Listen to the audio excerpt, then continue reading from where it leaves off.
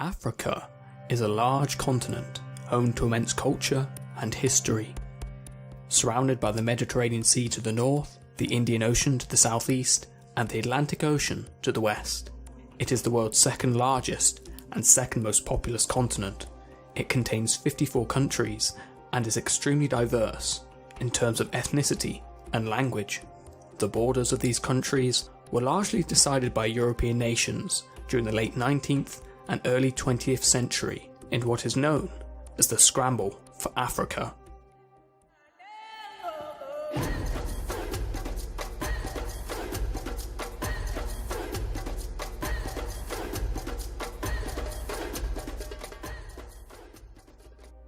The Sahara is a defining feature of Africa, the largest desert in the world. The Sahara's sheer size and magnitude acted as a major obstacle for communication, trade, and exchange of ideas. However, there is evidence of Roman expeditions and explorations who were able to move across the desert and into the interior of Africa, with the aim to secure sources of gold, salt, and spices. For centuries, Arabs also maintained trade relations with the vast empires of West Africa, such as the Ghana and Mali Empire, establishing trade routes that secured gold, ivory, and slaves. The Portuguese began expeditions down the west coast of Africa in the 15th century, and history tells us of the profound effect that followed. During the 1480s, the explorer Diogo Coe was the first to establish contact with the Congo Kingdom, situated south of the Congo River. The Congo Kingdom was eager to make use of Portuguese teachers and craftsmen, and the Congo kings allowed Catholic missionaries to work among their people. The Portuguese traded guns, cloth, and other European luxuries for slaves who were captured by the Congo in wars against rival kingdoms. By the 17th century, Portugal and other European powers began to settle along the coast of Africa. Europeans would buy slaves in Africa, transport them to the Americas, and exchange them for valuable goods like sugar, coffee, and tobacco, which were then sold at premium prices in Europe. Arguably, between the 16th and 18th century, over 12 million Africans were enslaved and transported in harsh conditions to work on plantations in the Americas. In the south of Africa, the first European settlement was established by the Dutch East India Company, where merchants used the location as a waypoint for ongoing voyages to the Dutch East Indies. They came into contact with the Khoikhoi, a nomadic indigenous population of southwestern Africa comprising of hundreds of clans. Over time, this settlement, known as the Cape of Good Hope, grew in size, resulting in the Khoikhoi losing land and cattle to the Dutch, who adopted the name Boer, meaning farmer. Due to a shortage of labour, the Dutch imported slaves from Mozambique, Madagascar, and many Indonesian islands. The Cape of Good Hope came under the control of the British during the Napoleonic Wars. The abolition of slavery ended slavery in the Cape in 1834. In 1835, the Boers embarked on the Great Trek, as the abolition of the slave trade resulted in financial catastrophe. As a result, Dutch citizens known as Voortrekkers moved further inland into Africa. They formed the Free Orange State and Transvaal, which was recognised by the British. In the north, France launched a war of conquest against Algeria in 1830, which would last until 1847.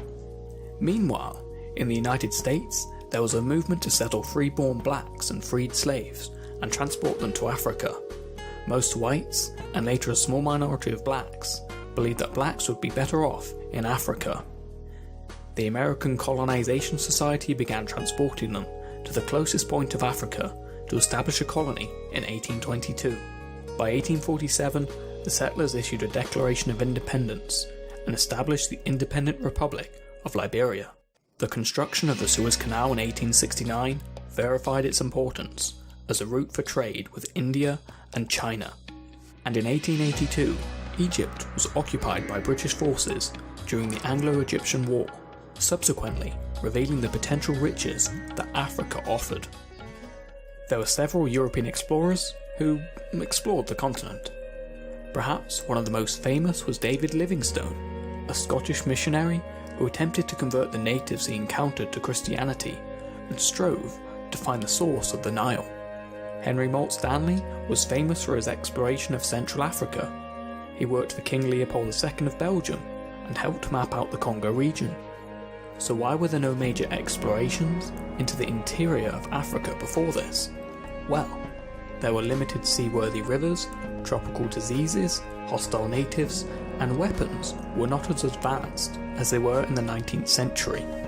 During the 19th century, most European powers experienced a dramatic growth of productivity triggered by industrialization. European countries overproduced goods and were consequently searching for new markets. Interest turned towards the acquisition of land in order to grow agricultural products for European markets. Europeans moved into the interior of Africa to extract raw materials such as rubber, palm oil, gold, copper, and diamonds. These natural resources made Africa a vital resource for the European economy. Between 1884 and 1885, the Berlin Conference was called by German Chancellor Otto von Bismarck. 14 representatives of 14 European countries attended the conference, including Britain, Belgium, France, Portugal, and Italy. Notably, no African representatives were invited. The aim was to discuss how European countries would claim colonial land in Africa and avoid war between them. Each country affirmed that they would bring civilization in the form of Christianity and trade to each region they occupied. Although most of these African colonies were controlled by nations, the Berlin Conference allowed King Leopold II of Belgium to become the sole ruler of a vast area that is today the Democratic Republic of the Congo. The intent was to make it an area of free trade for all Europeans in Africa. However, in practice, Leopold kept out most European traders and granted concessions to various corporations to exploit the region's resources. In 1908, it was revealed that under King Leopold's instructions, native people of the Congo were forced to farm wild rubber as a form of tax payment to the colonial government. Those unable to carry out these instructions had their hand or foot severed. Once news of these atrocities became known, King Leopold was stripped of his colony, and the vast Congo region was ruled by the Belgian government. Understandably, Europe held the technological advantage. Bands of just a few hundred men, and barely a handful of machine guns, proceeded to overwhelm and obliterate thousands of Africans. The machine gun was a revolutionary gun that could fire rapid shots at an unparalleled speed. The effectiveness of the weapon was obvious in Sudan, where a British force, armed with roughly 20 machine guns and a small number of gunboats, overpowered Sudanese forces and effectively opened the door for colonization.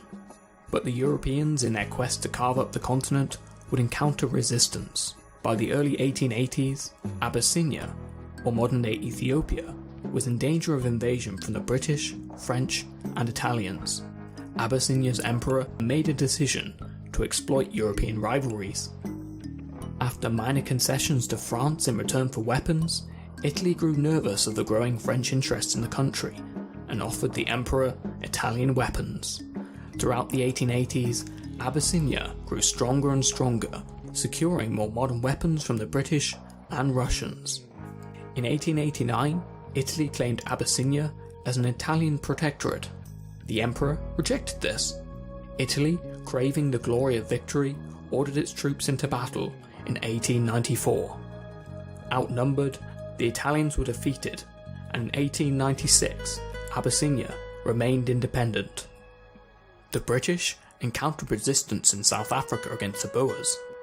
They had previously recognised the independence of the Boer republics, but the discovery of diamonds and the potential of a German-Boer alliance led to war. The Boers used guerrilla warfare and utilised their skills of marksmanship to hinder British advancement, but in the end, British forces prevailed.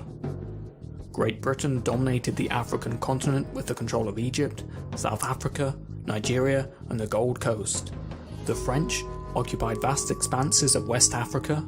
The Germans controlled modern-day Tanzania, as well as Namibia. The Italians controlled Somalia and Libya, whilst the Portuguese exerted full control over Angola and Mozambique. By 1914, 90% of Africa had been divided between 7 European countries, with only Ethiopia and the African American state of Liberia remaining independent nations.